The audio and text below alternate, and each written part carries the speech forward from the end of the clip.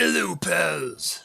I'm Rook, the big handsome ogre. So today I come to you with a topic that I don't really see brought up in a YouTube format, and I think it is one of the most, if not the most important skill that I could share with you guys that applies to all playable characters, and it will make your runs so much smoother.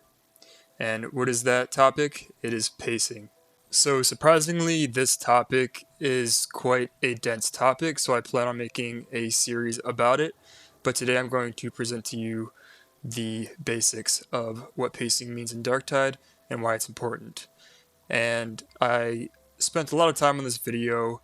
I got a lot of advice from fellow good players, people who taught me pacing and how to do it properly, and just this video took me a lot of work, so if you could help me out and like, sub, comment, whatever you have to do, I would greatly appreciate it. Also join my Discord because it fucking rocks. Best Darktide Discord out there. And catch me live on YouTube and Twitch. I go live pretty often in the evenings, so links all for that down below. Alright, let's get right on into it. So I'm going to be showing some gameplay while I talk here. This is a good example of steady, solid pacing within a match. But alright, let's get right into it. What is pacing?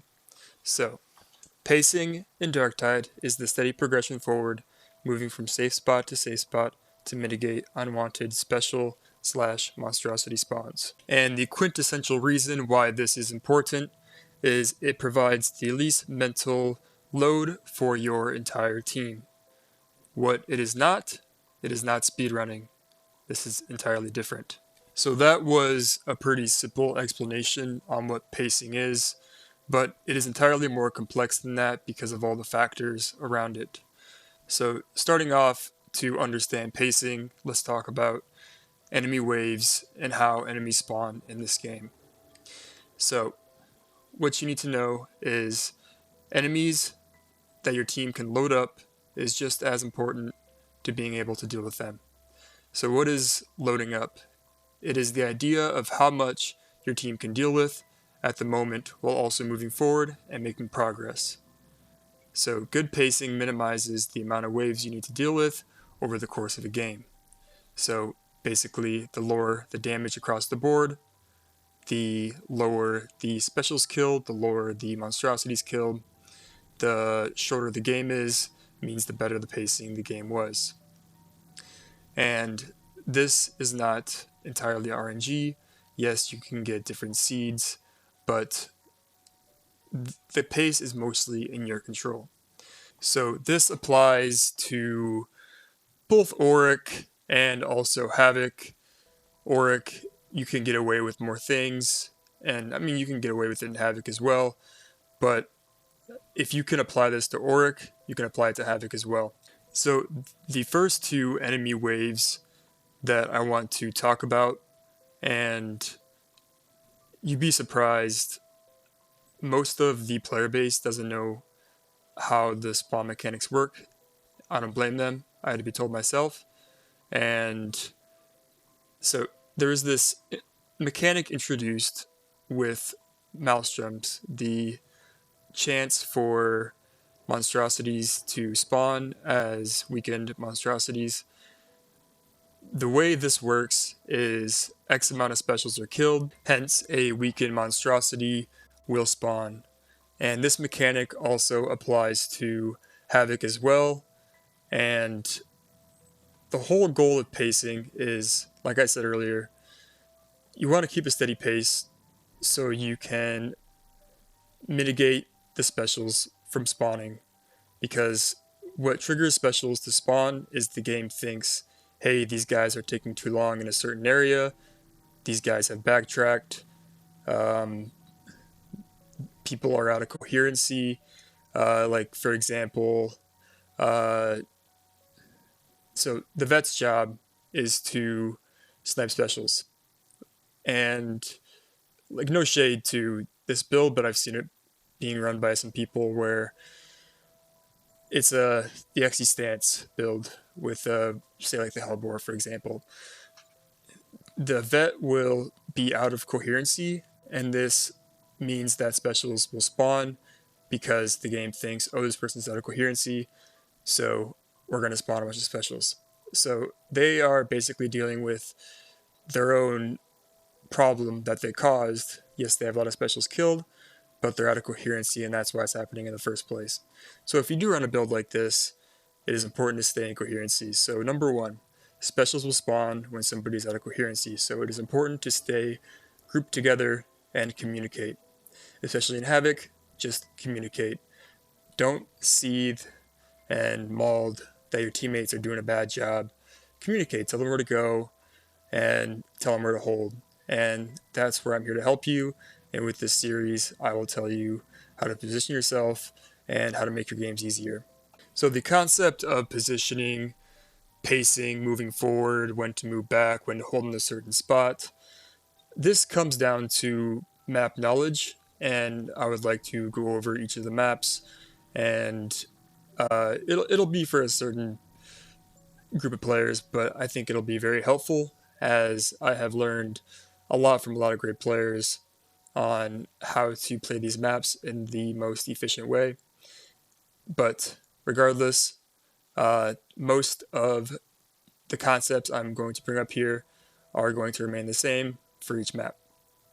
So, when fighting armored versus ranged enemies, I think you should know what to do with these. So this works for any playable character, but I'm going to give the example of Taunt Ogryn here.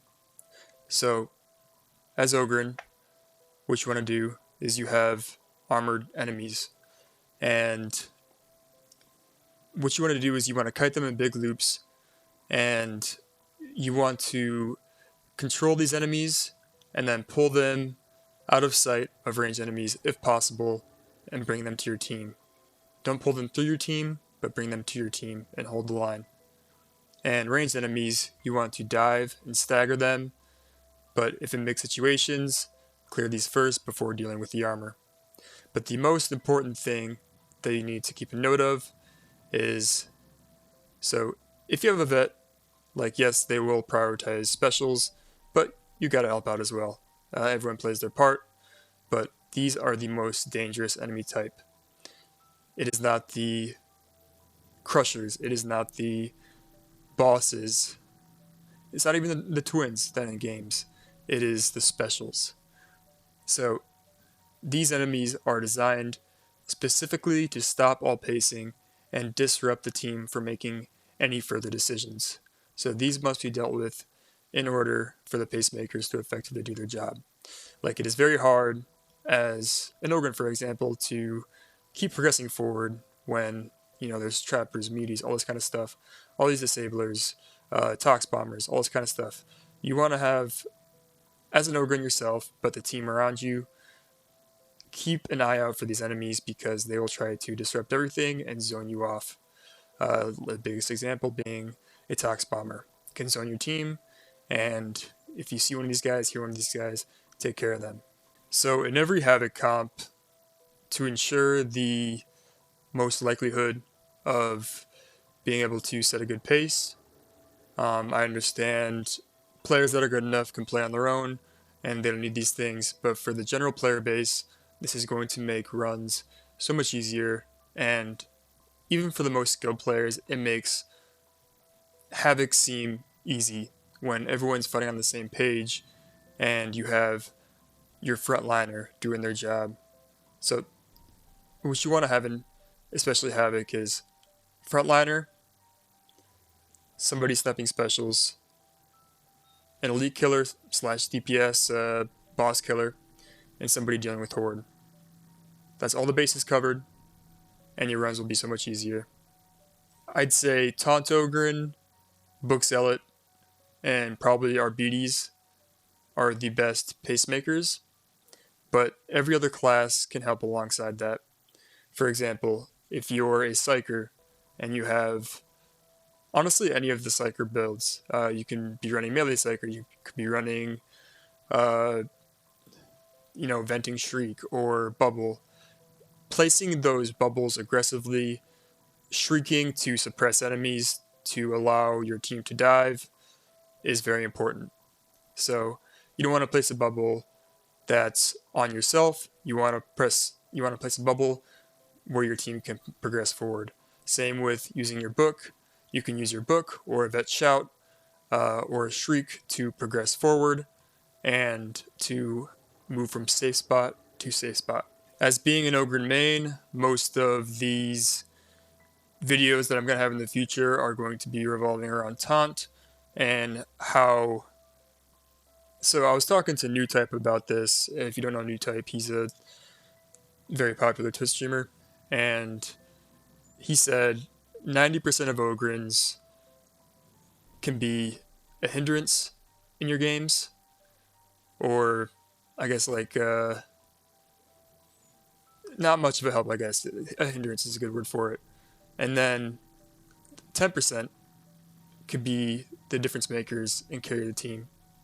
And what the difference is the ability to frontline and know map positioning, know where to hold, know when to peel back, when to push forward, all these kind of things, who to try to grab, who to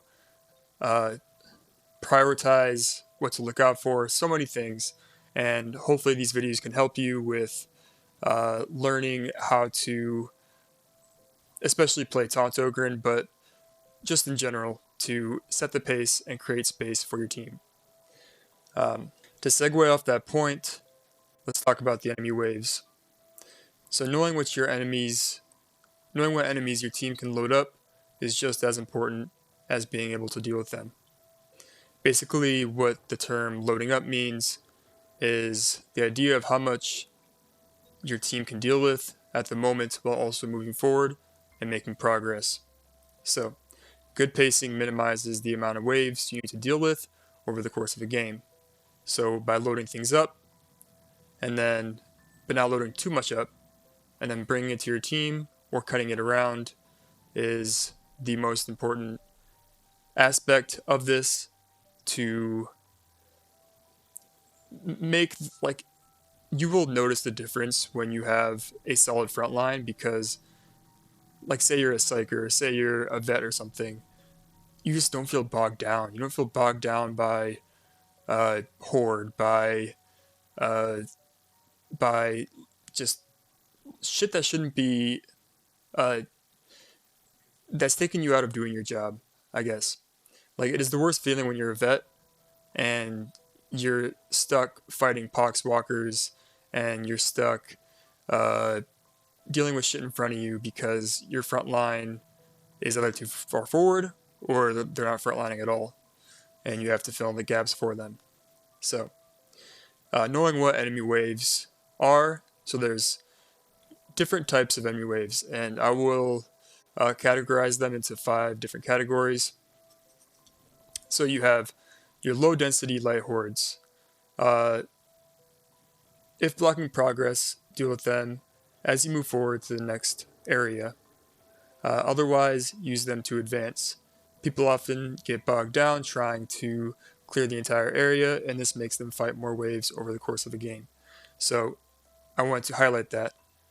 These little poxwalkers, the little shits behind you, you don't have to fight them. If there's just poxwalkers coming from behind, you don't have to fight them. You can move forward, and the longer you stay there, then that poxwalker horde turns into a special wave.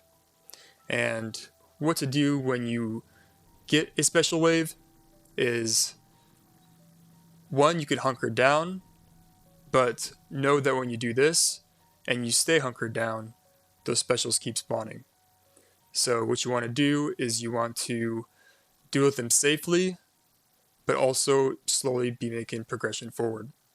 And I think that's one thing that I see a lot of players making the mistake of in games is they see specials and then they backtrack and then more spawn.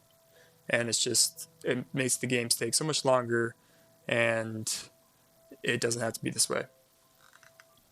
And another horde I want to emphasize is high density / medium hordes.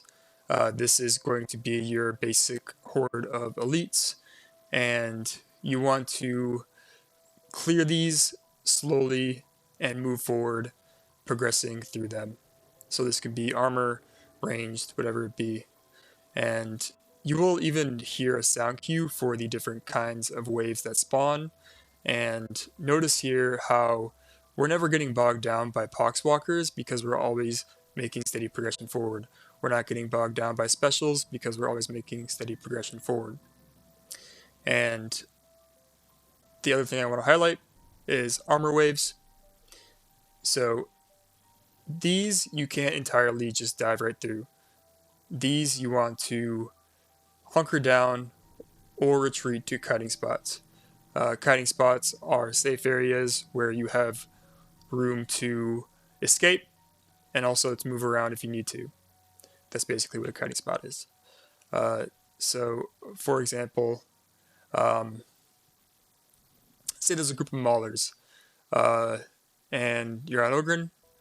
What you want to do is you don't want to have your back to any of these armored enemies. You want to basically be a brick wall and either fight them there or bring them back to a safe spot where you can deal with them and then continue to progress forward. And the last wave I want to talk about is bosses. So the boss itself is not the most important enemy. A lot of times you will think that, but it is actually the specials that spawn with it. So before you kill the boss, or have some people fighting the boss and some people taking care of specials, but specials will end games because people are too focused on the boss itself. Now there are certain trigger points on each map for the boss, and the safest thing to do is, this is talking about Havoc, is to learn these triggers. Like for example here, if you're watching the gameplay, so this right here is a possible twins trigger. And fighting them down here in this little pit is deadly. So what I did is I called out to the team and I said, let's pull this up so we're out of line of sight with the gunners and we can fight them safely, and we just mop these twins. And this wouldn't have been the case if we did not go upstairs here. If we hunkered down there, we would have been bogged down by specials and that could have wiped us. So, but up here, everything is in a safe spot where we can focus the bosses and take care of things as needed. So this is not something that is entirely set in stone. This is something you need to learn with game sense, and hopefully watching my gameplay can help you, or watching other skilled players can help you as well. But if you don't entirely know what to do, the most effective thing you can do, which I don't see enough players doing in Havoc, is just communicate. Communicate, say, hey, I'm going here, let's hold here.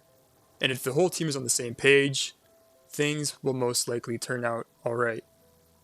So I want to emphasize that. Communicate.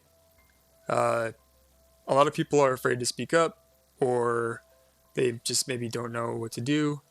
Just be confident with the call, and if somebody doesn't follow along, that's their fault. And if they get left behind, that's their fault. And you shouldn't have to keep going back to go and save people if you do call out saying, hey, I am going to dive this. And if you're unsure, your team is with you, you can look behind you and you can ask them, are we okay to do this? And yeah, so in pugs, they're not going to always listen. That's just the straight up fact. Yes, you can join my Discord and you can get out of pugs and you can actually get into VCs with people and talk to them. And I know it's might be kind of hard to socialize, but like everyone in my Discord is very welcoming. And but beyond that, though, just communicate and make a decision. Go with it. Roll with it. Fight in safe spots, and you should be fine. There's more I want to go over about this, especially with Taunt Ogre in itself. I know I did post a video in the past on how to taunt properly, but there's a lot more talking points that I have. I've been having conversations with the person who basically taught me how to play Shield Ogre on how I could explain this in a digestible format. And so stay tuned for the series that I have coming where I go over different maps, how to play them, how to play taunt, and all that good jazz. So the last point I want to highlight is knowing how much you can progress by knowing your team's damage. Like, granted, yes, your team can have damage, but sometimes it comes down to player skill. Like, this player might have, like, the meta of meta, but they just can't effectively use it. So it's knowing your team's damage, being able to make decisions based off of gold toughness. Like, say, hey, I got some gold toughness here. I can push this. I should be safe, and if I need to, I can retreat.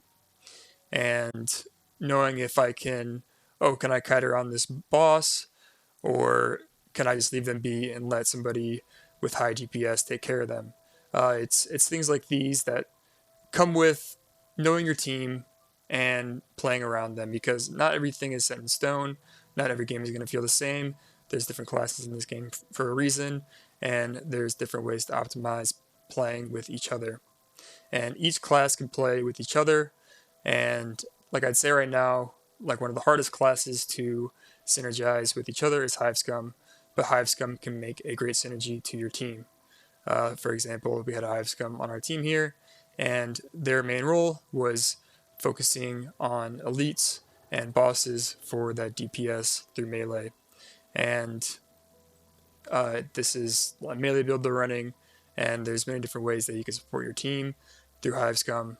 And you can use stim supply, you could use so many things. Desperado, like, they all work and they're all great. But I will say that out of most of the classes, 1 is good, 2 is it's going to be a little bit harder, but 3's a yikers, and it's going to be a rough game probably. It's going to be a lot of cutting around, and that's going to depend on player skill. But and I guess if you don't know what kiting is basically just like having aggro of enemies. And if you've ever played like COD Zombies, running them through a loop and remaining in safety by doing this. One thing I forgot to mention is, so there's usually going to be a horde behind you, and yes, you can focus on this, but don't hyper focus on it. Be aware of it, but don't get caught trying to fight it. Stay with your frontliner. For example, all right, let me give you a breakdown of the different classes and how to best play them. So, you're Taunt Ogren. So, this same exact map I ran with pubs and the day prior, and the next game this is some friends of mine, and then but I was actually deafened here, and I just gave some call out through the mic, and that was it. And just simple call outs, and they followed. But so if you're the psyker, stick on your Ogren's ass that's taunting. And granted, they know how to frontline. And the point I was getting at is I ran the same exact map, and it was so rough. I was playing Vet, and there was a Rumbler reset Ogren. If you don't know what that is, it's the Ogrenheimer or just Rumbler spam build. And I didn't realize the Ogren was running that, and dude couldn't frontline to save his life. And that's why I dislike people playing this build, is because, or you can play it in Nork, it's fine, but in my games, I'm not going to let you in if you're running that build, because the quintessential reason to play Ogren, especially in high levels of gameplay, is to frontline. And when you're basically a glorified psyker, I suppose, I don't really know, because you're just spamming the Rumbler and just farming damage. It looks like you're doing more than you actually are because of scoreboard, but you're not doing the most important thing that you should be doing, which is frontlining. Now, if you know Vermintide, green circles, it's like chasing that big number and getting those green circles of the most amount of damage done, whatever, all that kind of stuff. That would come up in green circles on the scoreboard. So it provides that self sense of like, oh, I'm doing more than I'm actually doing. But truly in like Vermintide, for example, Foot Knight, he's not getting any green circles, but he's staggering everything, he's holding the front line, he's creating space for his team, and he's doing the dirty work. It's not about chasing that big number, it's about doing your job and playing your role. So, as Ogryn, front line. As Psyker, stick on your Ogryn's ass, take care of Horde, etc., etc.